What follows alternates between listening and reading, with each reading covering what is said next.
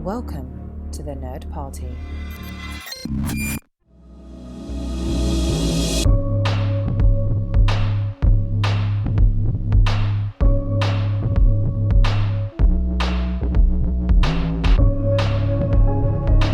Welcome back to Houselights, our director discussion show here on the Nerd Party Network. This week, we're continuing The House of Craven with Scream 2, the sequel that began the Scream franchise. Bigger, better, deathier. We're going to follow along with those that survived, sometimes inexplicably, from the first movie. I'm Darren, campus security Moser, and I'm joined again by my friends John, new cameraman Mills, and Tristan. That's not how VO booths work, Riddell. Now, let's get into the sequel facts as we talk about 1997's Scream 2 here on Houselights. Yeah, Tristan, just off the bat, that's not how soundboards work, right? Yes, they can be quiet, but when you physically contact the glass, you hear it. You're gonna hear it. I'm sorry. Yes, I've been in many of a phone booth. I've been in many of a voiceover booth. And it dampens the sound, but it is not soundproof. Even soundproof rooms, like if you're banging on the window as hard as possible, it's reverberating. It's moving the glass. Sound finds a way. Yeah, I have an explanation. It's simply that Courtney Cox is so weak because she hasn't been doing her upper body exercises that when she's hitting the window, it's just not causing enough of a vibration. I'll take that explanation. There you go. Yeah, sure. But all that aside, this, will this do for sequels what the first Scream movie did for looking at the genre? It's going to be interesting. This one was definitely, now I'd seen this before, before tonight's rewatch, but it is definitely one that I hadn't caught back up with in a little while. Obviously, they knew what they had. Like, this came out, I think it's an Irish twin. It's less than a year, from the release of the first one. So they're like, hey, how fast can we, unlike Jurassic Park, they knew what they had and they're selling it as fast I think as they can. They started 6 months after release of the first one. Like crazy fast. Yeah. And I think Kevin Williamson wrote a 5-page treatment or something like that of Scream 2 at the back end of the first script. He's just like, hey, if we want to do another one, this is what we can do. I think he pitched it as this could be a franchise from the get-go. And then they saw money, so here we go. Well, I swear, I could have sworn that I read that he actually wrote for 2. Because, of course, ever since Star Wars, everything has to be a trilogy. Right. I don't think it was a whole script, but it was definitely like there were pieces in play. Yeah, it was like this is how the arc goes from here, sort of like a roadmap sort of thing, because he thought it would help sell it. But still, putting together a movie and releasing it less than 1 year after, with a bigger budget, bigger scope. Now, the bigger budget thing is the trick, because Friday the 13th Part 2 and Part 3 were both done. And I think Part 2 actually came out super quick after the first one, obviously, because it's just they're making money. But 2 and 3 were shot real close together because they were just like, okay, they had the formula, they could crank them out really fast. And so this, in the way it gets released, is in and of itself almost like a meta take on how the horror franchise has always worked. Like, if you look at the sequels in Friday the 13th, Nightmare on Elm Street, and Halloween, once they got going, they were releasing them. There was one spot where like everybody was releasing like one a year, like especially Friday the 13th. Oh yeah, they were just churning them out. And that continued on to things like Saw, Paranormal Activities. Like, when they find the formula, especially if they're able to make it cheap enough, like you have a season. You want to have that come out in, Halloween-ish time each year. But all that to say, we're diving into the sequel. So Tristan, with Scream 2, was this something that you saw first in theaters or was it after the fact? I'm trying to judge your interest in the sequel to the famed movie. I was still too young to see this in theaters. But once it came out on video, I was all about it. Like I gobbled it up. I went and grabbed the copy. I didn't even care how much it cost. I was like, boom, grabbed it off the shelf. VHS would have been about $85 $85 at the time, I'm sure. No. Maybe not. I couldn't go see it in theaters, but I was all about it because of, like I talked about last week with seeing the first one with my sister, where my sister brought me home and brought it home and said, you have to watch this. We watched it together and had a great time. Awesome. And that's what I thought college was like. Well, yeah, it was exactly like college, Greek life and murders.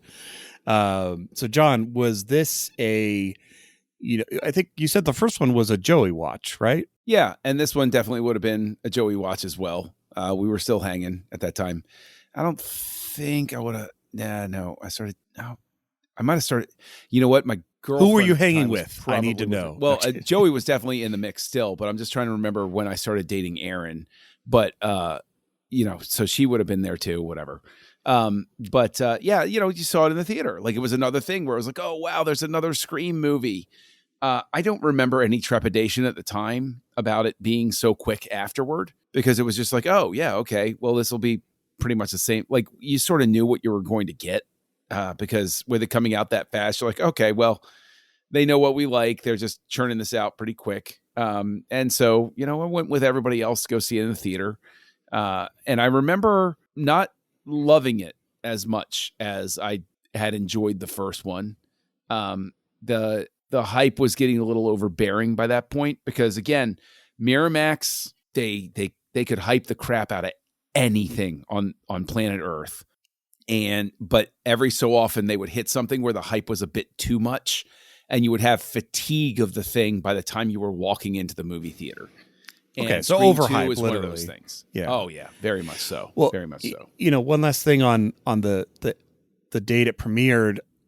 Apparently everybody thought this was the juggernaut coming into the room, because not only did James Bond's movie Tomorrow Never Dies, but also James Cameron's movie Titanic moved off their date, which is crazy that happened, but it did. But I will point out that James Cameron's Titanic had already moved by 6 months. So what was another week or two by that point. So that's true. Yeah. So, I mean, yes, it was a juggernaut. People were afraid of it. It was supposed to be like the big thing. And, hey, everybody, let's go see the second Scream movie and all of that. And, they did the same thing with all of the press around, like, oh, look at all of these other stars that are coming in, and Jada Pinkett Smith and all of these people. Well, she wasn't Smith by that. Was she? Jada, she's credited as Jada Pinkett. So I don't think she was Smith yet. She hadn't married Will Smith by that point. Anyway. But yeah, it was a thing. Sarah Michelle Gellar being in it was like, oh, that's so cool, because a bunch of nerdy Buffy fans were like, oh yeah, Sarah Michelle Gellar, she's gonna. Yeah, I was one of those. Yeah, and it was just, I don't know, man. Like the experience of seeing it just didn't, from the get-go for me, just didn't click as well. It seemed, I don't want to say too fast, but it seemed too, in retrospect, as I watch it this time, I think it's too cynical. It should have been given another year of development. Now, putting all of that aside, though, to give Wes Craven as a director, because we're director focused and everything, to pivot and churn out something that was not a train wreck in that amount of time, to turn out a movie that fast and meet a release date, that's not even possible in today's Hollywood. That's an impossibility. You can't even do that with a season of television anymore, which is insane. Like 4 years later, you might get a season 2. Right. And it's just, and it's 10 episodes to think or 8. And the budget grew by, my God. The budget for the grew movie by was huge. $20 million. It went from 14 to 34. And the thing is, Craven's steering that ship, and it's a huge credit to him that he comes in, because Craven isn't really a sequel guy by this point. I think he did like The Hills Have Eyes 2 at one point. He didn't direct any of the Freddy movies until New Nightmare.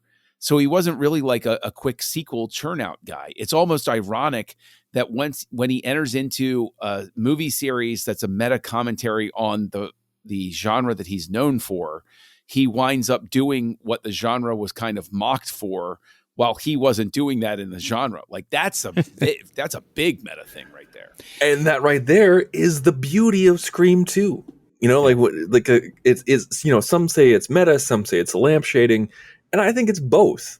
You know, like there's so much meta storytelling within Scream and Scream 2 that you really can argue lamp shading, because you know, like now, can you define lamp shading, Tristan? I Yeah, actually have not heard that term. Thank you for asking that question, Derek. That you just okay. made up. I'm saying, right? Yeah, it's something I just made up. You know, like I think it's going to catch on. And wrote a Wikipedia article about it. No, here's an example of lamp shading, and I love the Deadpool movies, but here's one where, because you know, Deadpool is meta in its own right, where it's where you make an excuse for something that you're doing in a movie to excuse it, like to hand wave it away. So like, here's an example. In Deadpool 2, we have a time traveler who's saying like to Deadpool, well, Deadpool asks him like, well, why can't you just go back and forth in time? He's like, well, I only have enough energy for 2 trips there and back. And then Deadpool looks at the camera and says, well, that's just lazy writing. It is lazy writing, but calling it lazy writing in the movie is called lamp shading, where it's trying to protect yourself from the criticism by acknowledging the criticism. I see. So if we acknowledge it, you can't be upset about it because we obviously understand it already and we acknowledged it in the movie itself. Right. It's like the self-deprecating humor that I deploy so that people can't make fun of me. Got it. It's exactly that. And so that's the thing, is that like many people would say like, oh, well, you can't make fun of it because they already acknowledged it. And the defense of that is, no, I can make fun of it because just because they know that they're doing something crappy doesn't make it less crappy. So you can kind of go back and forth. And I think Scream 2 is filled with that. And you can put a lamp shade on it, but you still see the light. Exactly. And I'm a big fan of Scream 2. Like I'm not going to try to be coy or anything like that. I love this movie. I think it's great. But there's a lot of it that is, because it's meta, because it's self-deprecating of sequels and everything like that, because it keeps talking about how it is a sequel. These murders are a sequel to what happened in Woodsboro. There's a lot of lamp shading. There's a lot of like, oh, we can be crappy, or we can do the mundane, or we can do the routine because that's what sequels do. I think that's fun, and I think it's great, but at the same time, it's hard to defend. It is hard to defend, but also hard to defend is the fact that they construct that movie showing at the beginning the way that they do. Yeah, let's talk about the opening. Yeah, let's talk about the opening, which is a little slice of hell. Let's do that because, okay, I want to make it clear. Are you talking about if you were in one of those theaters? Because, God, I would lose my effing mind. Good I'm here to watch I would have turned around and walked out. Man. Probably I would have been the one going to prison that night because, like, when new Ghostface does the thing, I'm like, and yeah, he's just trying to bring some order to this theater right here. So here's the thing. Like, have you guys heard about like the Rocky Horror Picture Show tradition? Yes. Yeah, I've never been, but I know the tradition. Yeah, like you go to a midnight showing, you take props, you throw stuff at the screen, you scream things at certain times. You go there knowing it's going to be a communal, crazy experience. That's part of the thing. It's part of tradition. Mm-hmm. Like if I went to a midnight showing or a late night showing of a new movie and people are acting like that, I am turning the F around and walking out. Like that would have been insane. But beyond that, I want to know, John, you and I kind of texted each other while we were watching it at the same time. I love this movie. Hate the opening. Cards on the table. Hate the opening. I skip it every single time. I do not like it. I think it is interesting in its meta commentary of the commodification of Black lives in horror movies. Like I think it's a discussion that's worth having. But at the same time, it puts me off because they got a lot of criticism from the first one for not having a single Black person in the movie, or like any other race besides white in the first one. And so I feel like this is an overcorrection. Like have Black people in the movie. They don't need to have Black people talking about being Black. I think that's what really kind of put me off because it felt like it was way too on the nose for me. I agree with your assessment on that. I think that what makes it difficult, I think, is the fact that I think is a function of the speed. I think that if you gave this movie more time to develop in the writing process, they iron out the awkwardness of that conversation. It becomes a little less Alanis Morissette misdefining ironic in a song by the same name. I think they could have gotten there with two black characters having that conversation, but I think it was so clumsily done because it was, okay, that's a cool idea. Give me a couple of drafts. Good enough. Okay, guys, let's get the scene done because they're moving so quickly. Yeah.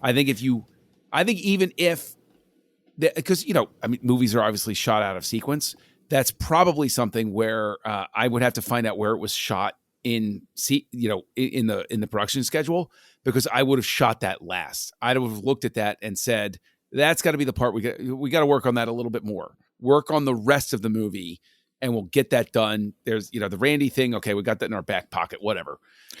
But that part, I think, should have been given more time to develop.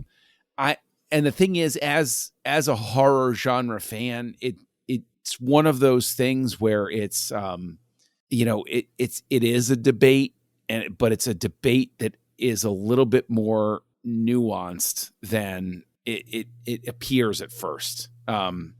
At least to the really hardcore horror junkies sort of thing. And so it's like it always becomes one of those things where it's like, it's a lot like the debate about sequels in the movie, where it's like you get why they're having the jokey debate about it, but at the same time, like, if you're a lover of the genre or sequel debates or anything like that, you're like, oh, okay, you're going for the joke. I get it. But really, if you're going to have an adult conversation about this. Okay. Here's the thing about me and that scene.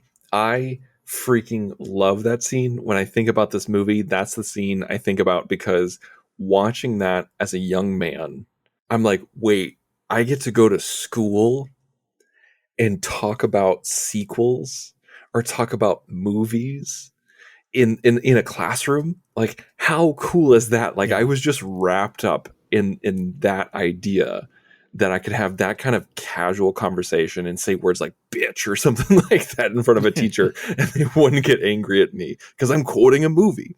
And Joshua Jackson's going to be there. Like, it's just all those things. I was floored. I was like, oh my God, this is what school could be. And this is coming from a kid who absolutely hated school until I went to college. And I'm not trying to I'm not like knocking down your criticisms or anything like that. I think they're absolutely warranted. But as a young man watching this movie, I was like, holy crap, that is what I want school to be. I totally get that, but I'd already been through the college experience by that point, and I can tell you that there is one specific argument discussion, like the sequels one, that I remember from a Shakespeare class. And oh man, the guy's name was Grady, and he was such a pompous tool bag because he didn't know what he was talking. Like I was basically, it was that type of conversation, because he took like, you know what? Reach out to me on social media if you want to know what that discussion was about, because obviously I've held on to it for many, many years afterward, but he was wrong. And, that sort of thing. No, I agree. I think that commentary could have been in the college discussion, rather and massaged more. But once we got past, also the fact that, Jada Pinkett is not really high on the likability scale in public right now. So this was an interesting take in watching her demise. I mean, she was at the kick time. off. She was. No, I know at the time. I'm sure. Yeah, I'm talking about so. on rewatch. I'm saying, but so we kicked this off, and I will say I do like the fact that plot wise, the opening theater scene does make sense, because it gives a plausible reason of why all these characters are now here, because I'm glad they didn't hand wave it like so much where it's like, wait, why is Dewey here? Why is, Courtney, not Courtney, or Gail here? Like, why are all these characters like, obviously they're showing up because things are happening and supporting their friends, which makes sense. But if all of a sudden it was like visit day and everybody just happened to be there, I'd be like, oh my gosh, like I'd be rolling my eyes. Right. But if you give the movie a little more time to develop, like college campuses, like one of my favorite things was we had a movie theater on campus and they would have like midnight movie events or like, special screenings and stuff like that. It's how I saw Star Trek 2 for the first time on the big screen. Was these really awesome people ran our on campus movie theater. And they were like, we're going to show Star Trek 2 on a Saturday night. I was like, oh my God, yes, I was too young to see it on the big screen. Just as an example of massaging, you could have developed it so that this isn't so quickly after, but they are in college, they're still in college still or whatever, but the movie has come out and gone. And these murders happen when they have a campus showing of Stab. And then all of a sudden it's like, oh, nothing happened when it came out, but now it happened here on campus and it raises the stakes. And right. Yeah. Thank you. But like, I think that's a product of just like giving it more time to develop. I think they would have gotten there. No, I could see that. I did like how, Sydney had the caller ID and like she's used to this. Like they did a good job of establishing which went up threefold. The purchase of caller ID went up threefold after the original Scream. Oh, which sucks because prank calls used to be a lot of fun when I was growing up, and the fact that you couldn't do them anymore. It's a lost art, gentlemen. That's all I'm going to say. No, I was the curmudgeon where I was just like, no, prank calls. No, I love caller ID. Oh, I loved prank calls, especially like 2:00 in the morning, just having fun with somebody. Oh man, it was the best. Joey's uncle found out that too. So, all right. So continuing in our sequeldom, we have to have more deaths. We have to have, bigger, bloodier, better. There might even be characters where we want to try to kill them again. So what did you guys think of Dewey surviving, air quotes, the first movie and coming back? Did that make sense? Did that feel like a cop-out? Well, he's a fun character. We saw him. We saw him at the end of Scream 1. Yeah. Why do I remember him being shot or... No, it was he was stabbed in the back. Shot. He was stabbed in the back. Sorry, but we that's saw him what I'm getting put in thinking the of. ambulance. Got it. Sorry, my brain was misremembering. I felt he was more dead at the end than I guess he was. I'll give them credit for at least him having lingering effects afterward. Yeah, that's true. Yeah, I thought that was really interesting. Good play. Yeah, that's what I meant to talk about. Yes, the lingering effects of Dewey and my perfect memory. Yeah, no, he has the nerve damage, obviously a little bit of PTSD, but again, as a fan favorite character, it made sense to bring him into the fold. My favorite line of his in the movie is like when he's just like so pissed off at Gail. Like he hates how he was portrayed in the book, and he just tells her off, and then he walks off screen, comes back in, and says, "Oh yeah, nice streaks," and then walks away again. I love that so much. I see. This is what's difficult about the movie is any other problems that I might have with it. They got married because there was that chemistry. I think that the chemistry between Courtney Cox and David Arquette is so great. Like, I think that is what helps the Scream movies, the first and the second one at least, with the audience, is that the chemistry between the two people who are supposed to be falling in love or like have that sort of like Han and Leia love-hate relationship, like it really works because that's how it is. But what's so fascinating about it to me is that it once again transfers that desire for the audience to have that sort of love-hate relationship, that flirtatious relationship, but it's not the main character involved in it. It's so interesting to me because it almost signifies like where it's going to go, where it's like the audience gets less and less enamored with the leads falling in love or having that flirtatious relationship, but it's still a component that people want. It's interesting to see it transfer from, you don't have Sydney ever in this situation. You have it more in the, the Dewey, The people and in her Gale. orbit. Yeah, that their relationship has it. I find that interesting. I want to ask you guys about the ensemble, because me personally, I've seen all of the Scream films, and even the new ones. I've seen them multiple times, and this is by far my favorite cast of Scream. Like, this is my favorite ensemble of everyone together. I mean, it's hard to beat Matthew Lillard, but putting that aside, this is my favorite ensemble. Darren, what did you think about all these extra characters, and what did you think about everybody on screen? Like, did this work for you? Was it too many people? What did you think? No, in a weird way, it's like because it kind of graduated from just the group of friends motif. So the fact that some of the people that were killed or involved were like the police officers, or you had the sorority girl that, like, she wasn't in their friend sphere. She was just part of the campus for Cece, for Sarah Michelle Gellar. So I felt that it was like you had these little subgroups. So it worked really. We had Jerry. Like, I love Jerry as a, or is it not Jerry? Joel, camera guy. Why am I blanking? But he, I loved his role and piece. So no, yeah, I agree. I've only seen the first two. So far, this is two of one. But I really did enjoy this cast, and I felt, they brought the right number. I mean, they didn't have a lot of choice with who died in the first one, but they brought a good number of people back, but it wasn't like sequelitis where it's the entire exact same thing and everybody's in the exact same problem. Like, there's a difference. In the original script, David Arquette, Dewey, left the sheriff's station and became a campus security guard so that he could stay close to Sydney.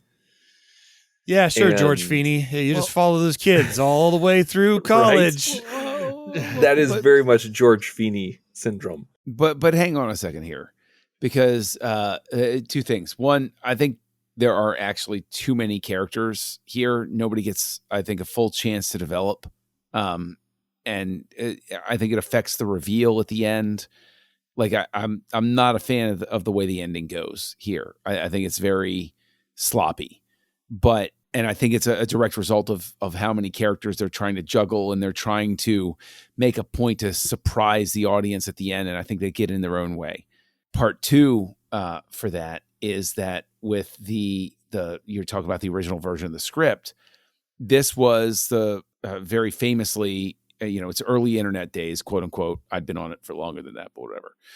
But like, internet leak of the script happens, and Kevin Williamson's own retelling of it has altered a little bit over the years, because they initially said, oh, well, it got out, so we rewrote it.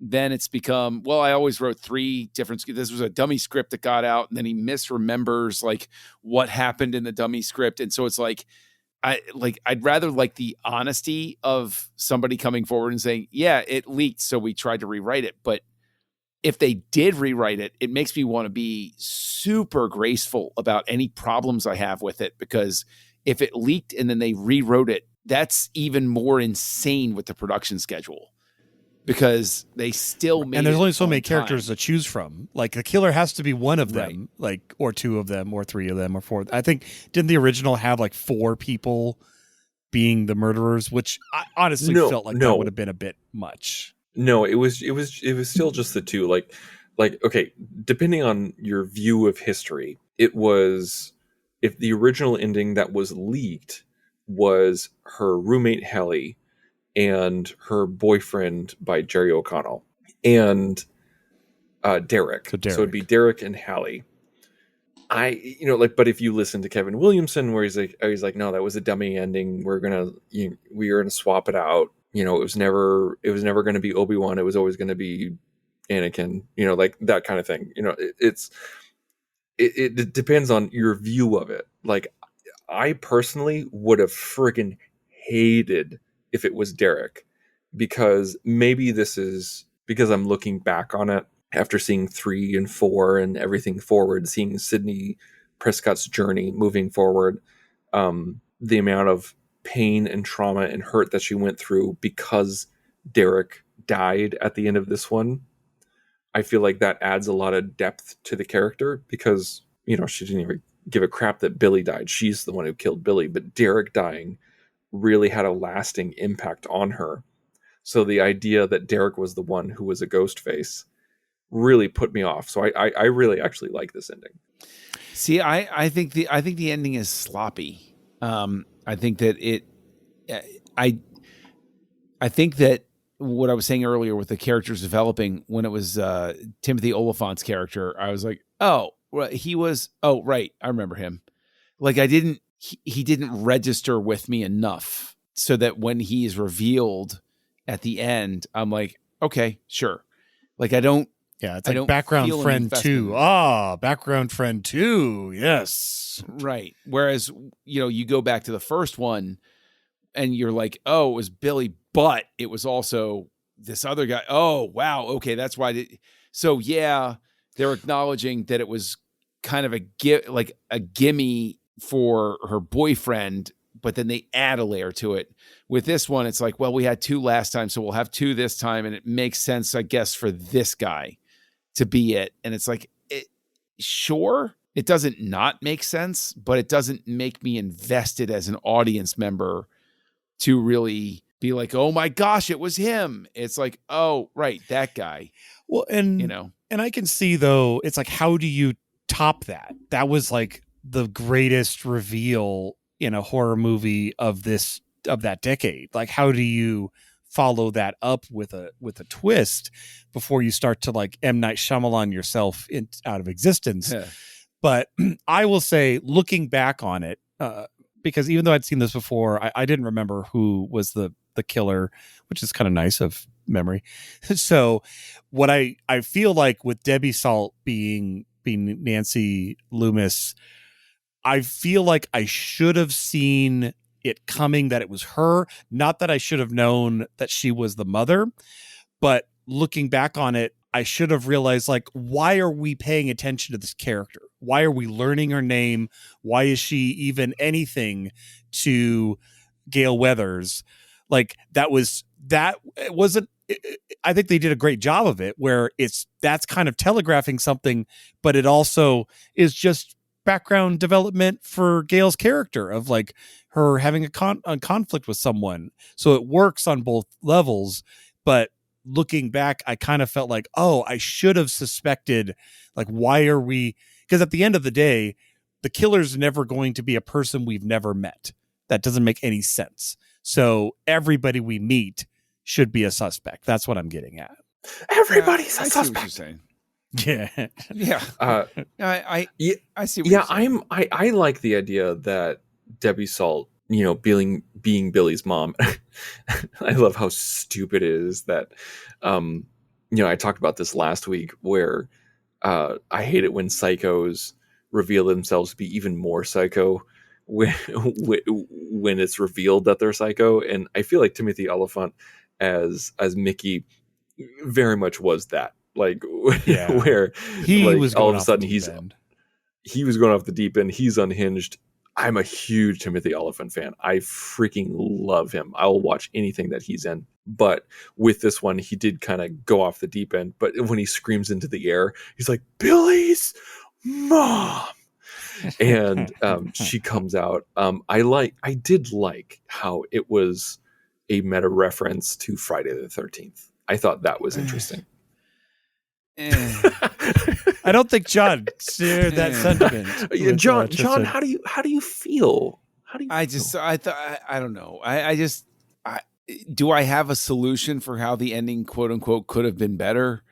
I mean, yeah, we can talk about that in another sense, but like in terms of the killer reveal sort of thing, maybe it's one of those things where I look at it and I don't have an answer for you per se, but when I see the ending play out, it's one of those things where if somebody had, you know, put the script in front of me, and I read it through, I'd have said, I feel, let's try to flesh it out. I don't know what the solution is, but I don't feel like this is it.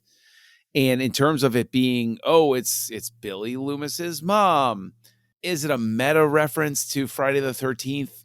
Kind of, but like not in a real sense sort of thing, because Friday the 13th is a garbage movie to begin with, but like the whole thing is supposed to be that it's like a trustworthy figure that suddenly shows up at the end.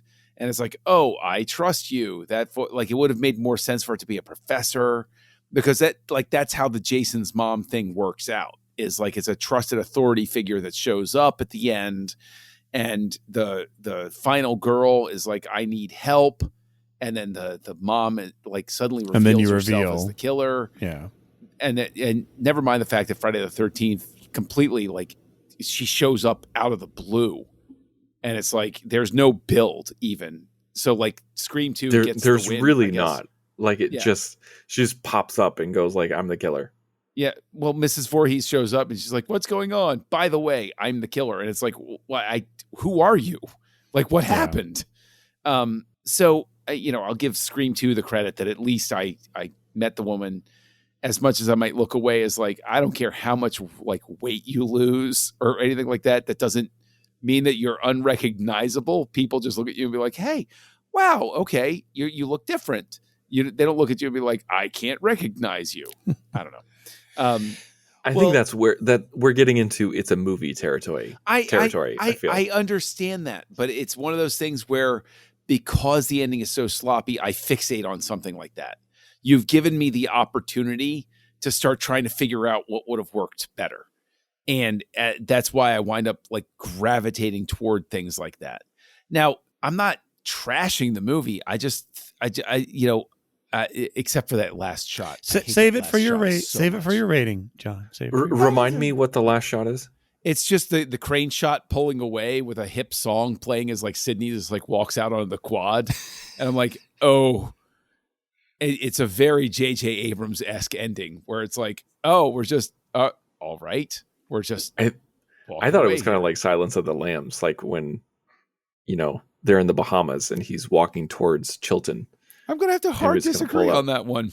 Well, why? I really have to disagree on that one. Because it's what happens. But no, because with him walking off to Chilton, he has the final conversation with Clarice over the phone. And he's like, I'm having a good friend for dinner. And he was like walking off.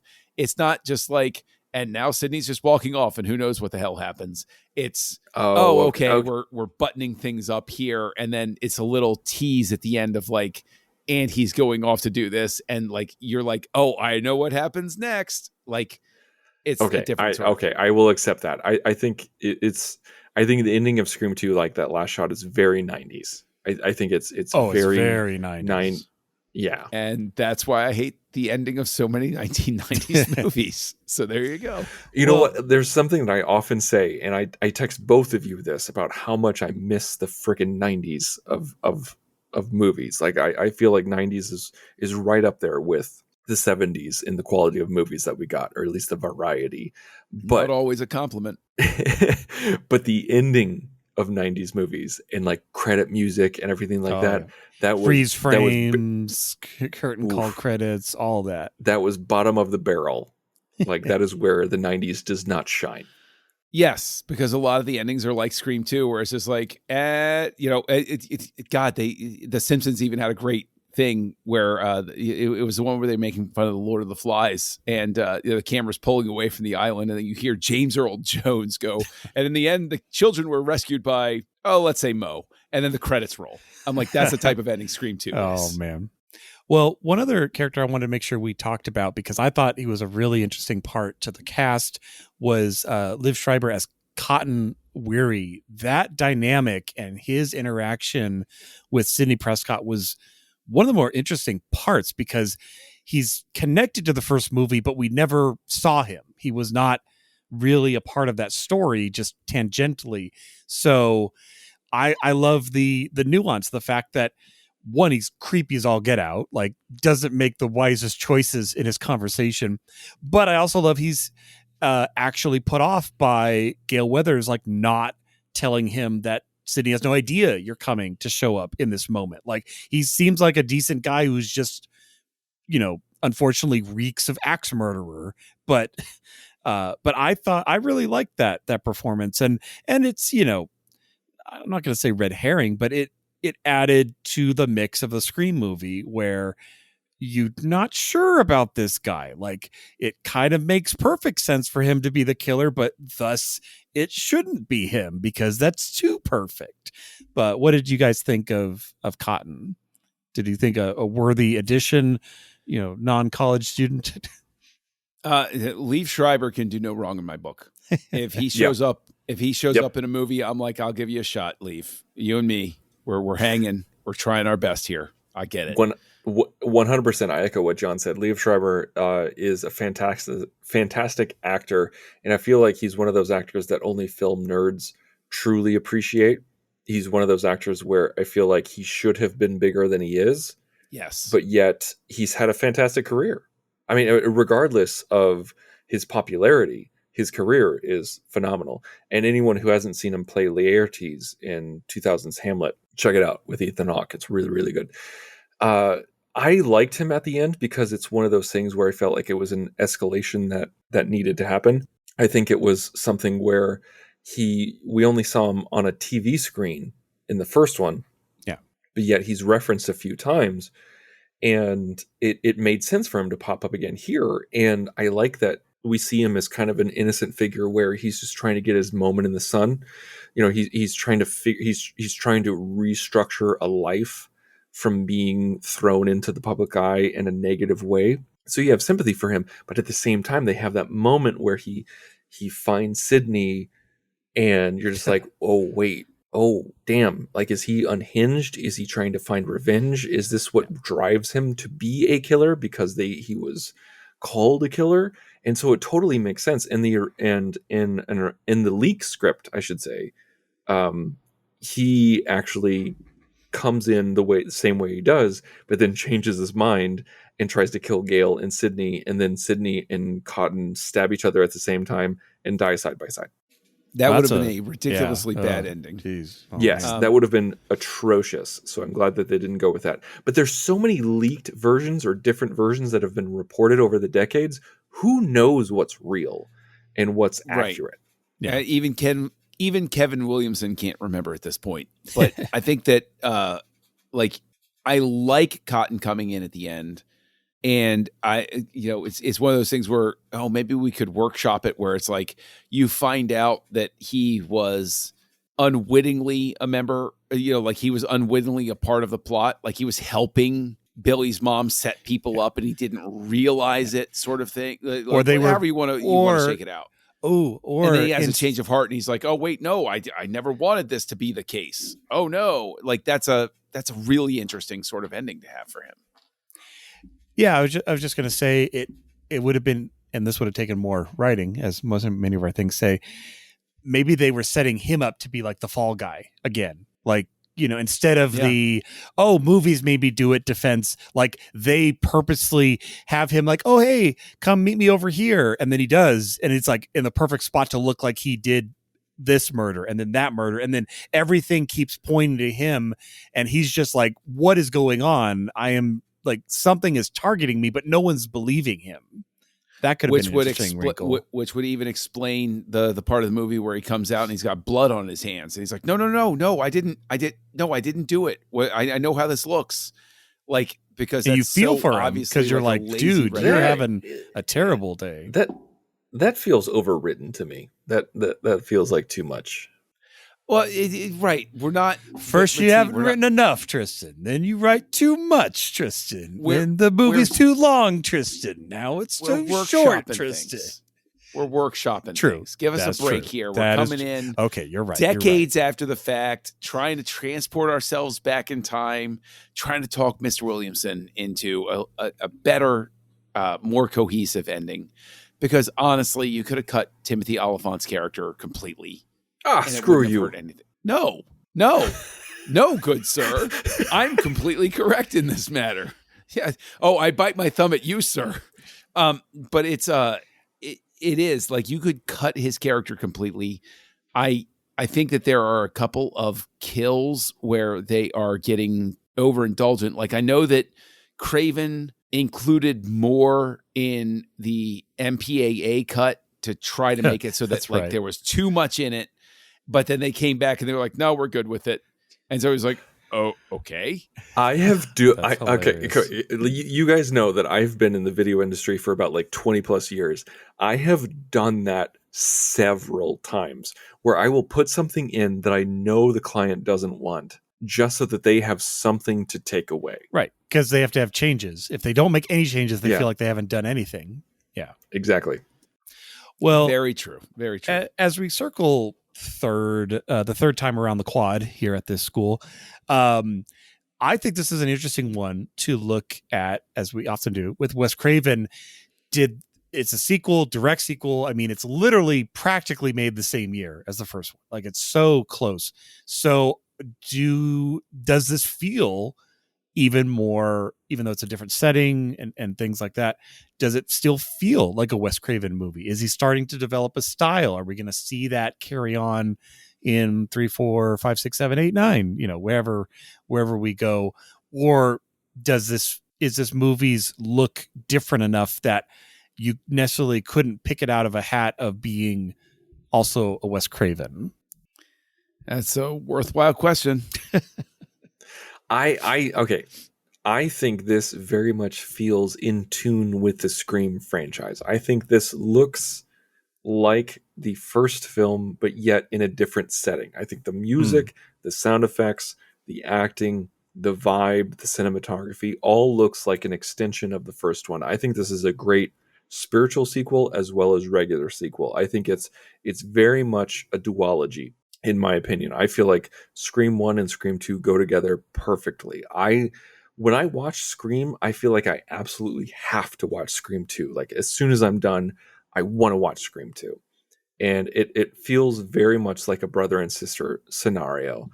And as far as Wes Craven, like this, to me, someone coming into, like I've watched, the only Wes Craven films I watched before this podcast was Scream 1, 2, 3, and 4. That's all that I saw. I never saw any non-Wes Craven film, non-Scream Wes Craven films until this podcast. And so to me, this is Wes Craven. I almost feel like you should throw your rating at the end of that, Tristan. That was a good, good synopsis right there. But I'm going to come in. I'll be the Debbie Downer sort of thing. I think that surprise. Hey, go screw.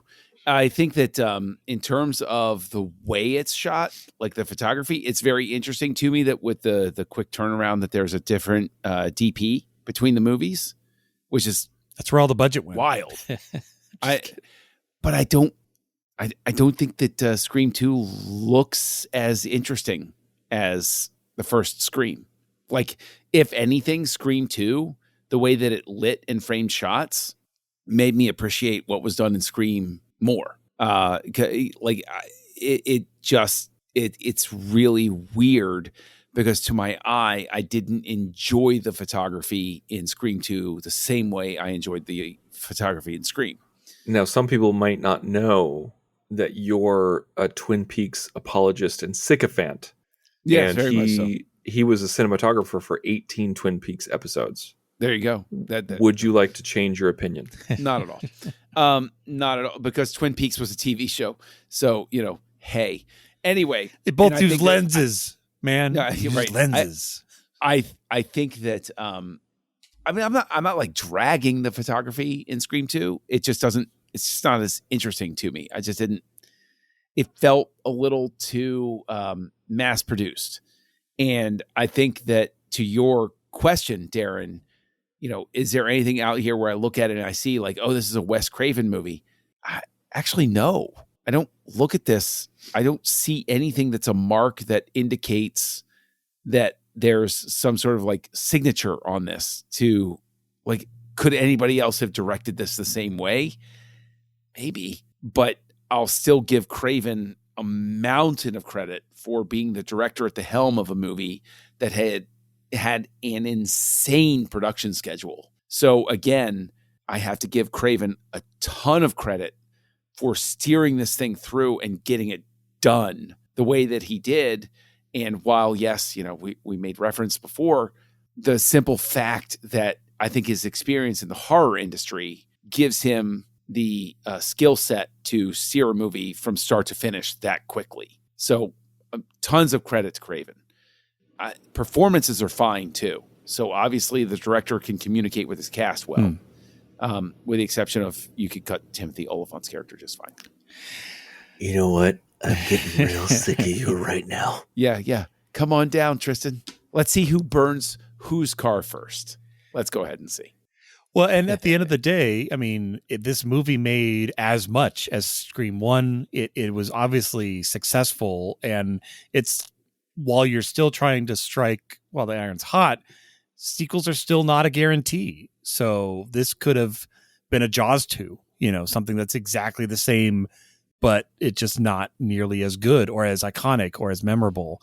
So it sounds like this, it pulled the rabbit out of its hat. But important to point out, it cost more to make and made the same amount of money. So the profit margin shrinks. True. And while it might be something where we look at it as like, it doesn't shrink that much, that's still going to matter to the accountants. Oh, yeah. But not enough to stop making more shrinkage? movies. Is that what you're talking about? Yeah, it's a topic I'm very comfortable discussing in public. Yeah. Go for the easy one. That's good. All right. Well, as we're already kind of rounding our final thoughts, I just want to last say, for me, the music I really enjoyed in this, minus the one track that was blatantly taken from Broken Arrow. Dear Lord, I did a double take. It's great for Dewey's theme or whatever, but I love Broken Arrow. It's a guilty pleasure. It's not a great movie, but it's so fun. No, you were wrong. It is a fantastic film. It is one of John Travolta's best. I'm going to be Team Darren on this one. Really going to be Team Darren. It qualifies as a guilty pleasure the same way that Face Off does. You bite your tongue. Face Off is an amazing motion picture. Jean Woo at his best. Is it though? Listen, no. You take Nicolas Cage out of Face Off. Face Off is fantastic because Nicolas Cage is in there, and so the Cage factor is what gets you across the line on that one.